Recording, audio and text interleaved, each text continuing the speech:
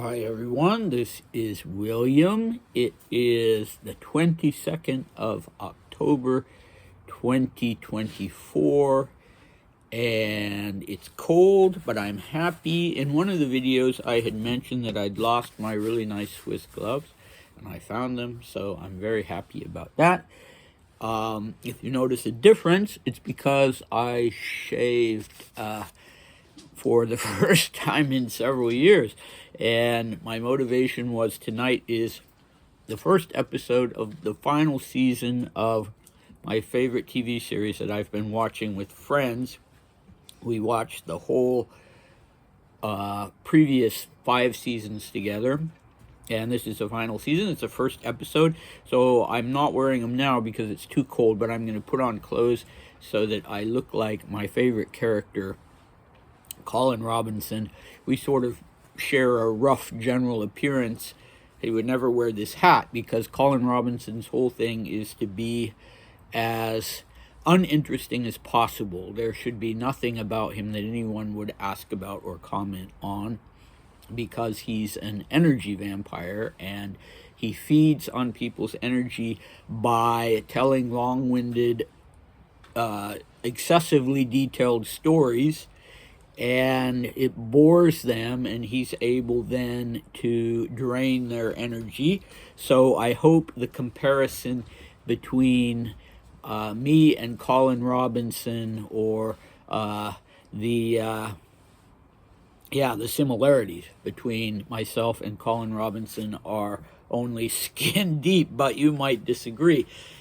Anyway, this is the 1921 diary series, and I do have a couple of things. This one, it's too late. Maybe if we go back and do the 1919 or 1920 diary series, we can get some use out of this. It's a book on the White Army during the Russian Civil War. So I just came across that the other day when I was going through some of my things. And here I have, yes, who is this very smart looking fellow? Do any of you recognize him? Well, you can see his name at the top anyway. I don't know if you can read it. This is Prince Olga of Denmark. I think I pronounced that correctly. I'm not sure. And I think this is a Danish uniform. We'll get into where Prince Olga served most of his military career. We'll get into that later. But I think he was just really a prince of a guy.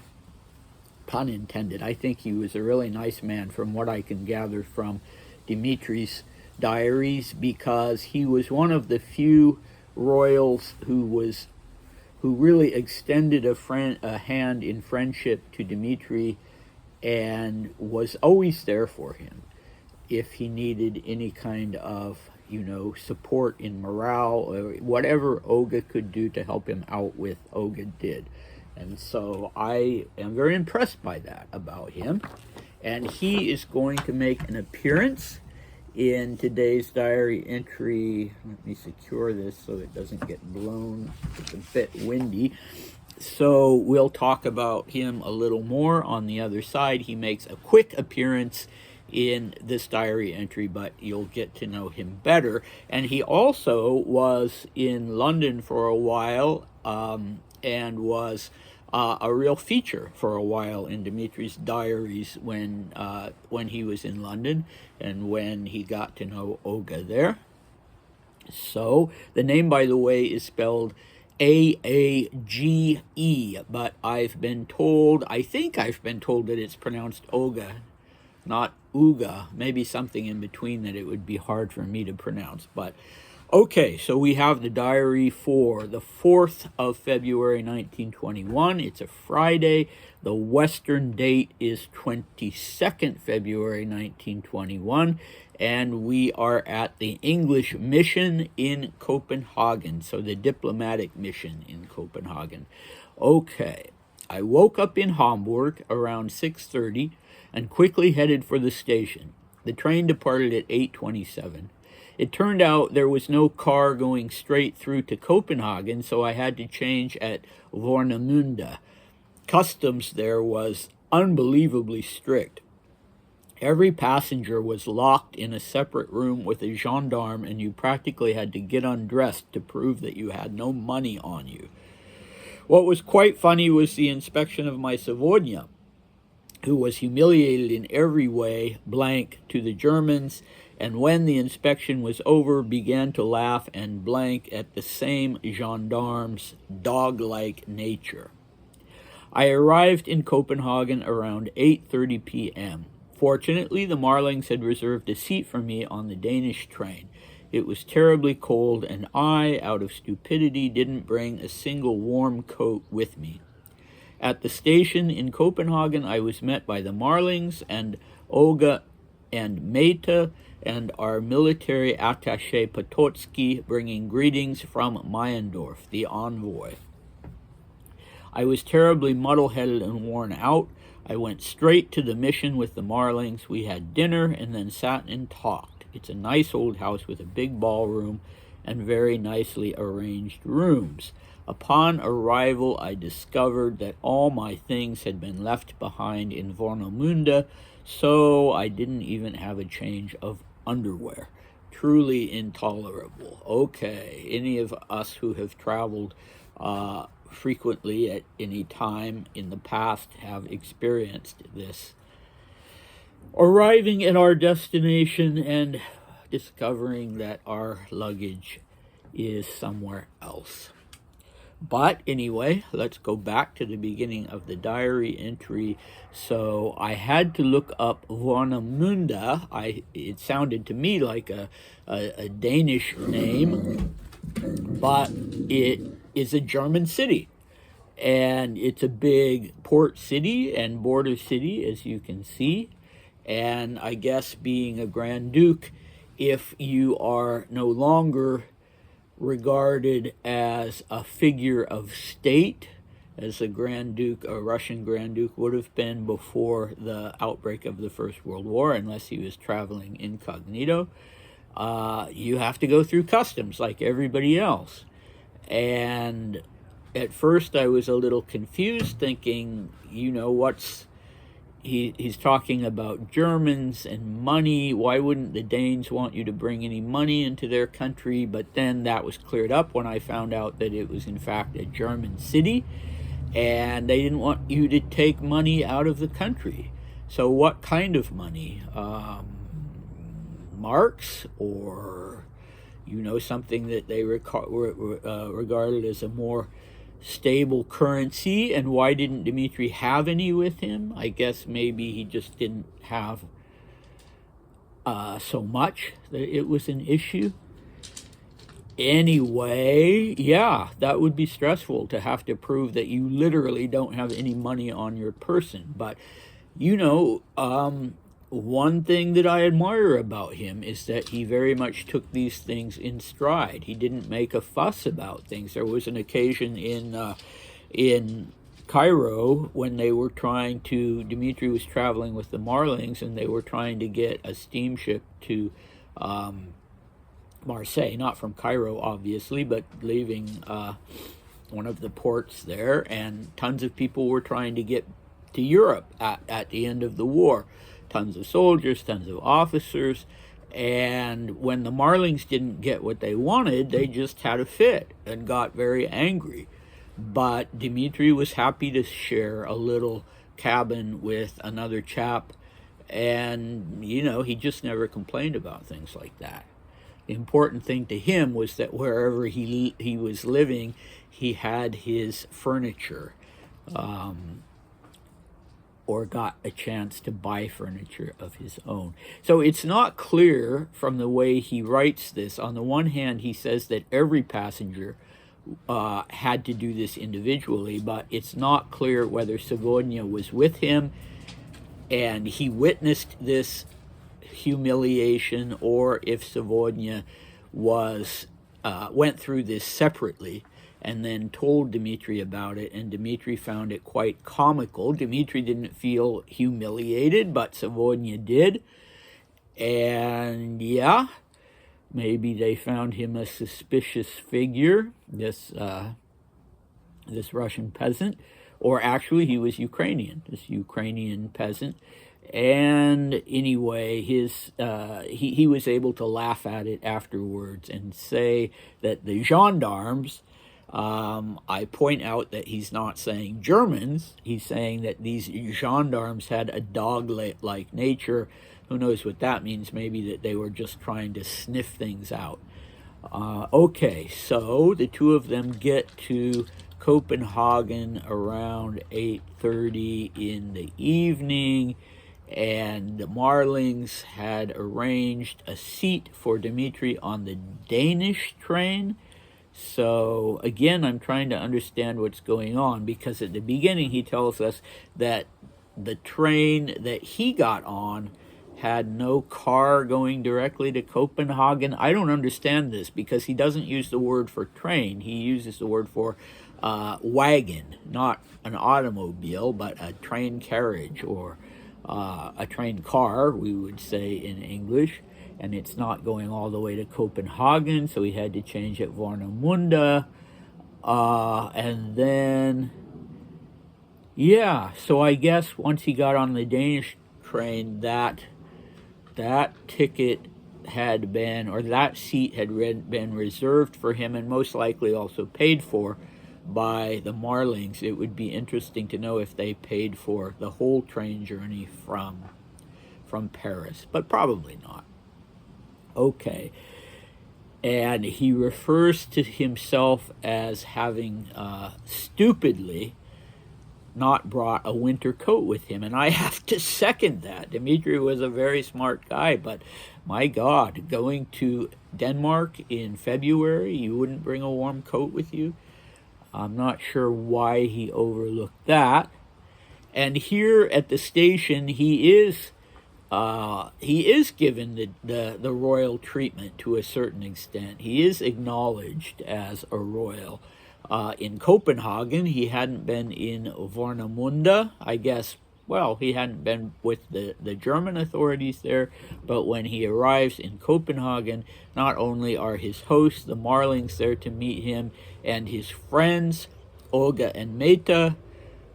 That's very understandable. They're his personal friends, but not only them, but also the military attaché bringing greetings from Meyendorff, the envoy or ambassador. So Meyendorff didn't come himself, but he sent someone. He sent the military attaché. And so, okay, yeah, this wasn't the Danish authorities, but, you know, this was not invariably the case. It wasn't the case when Dmitri arrived in Marseille or Paris or London or the various stops along the way on his travels back to Europe in 1918.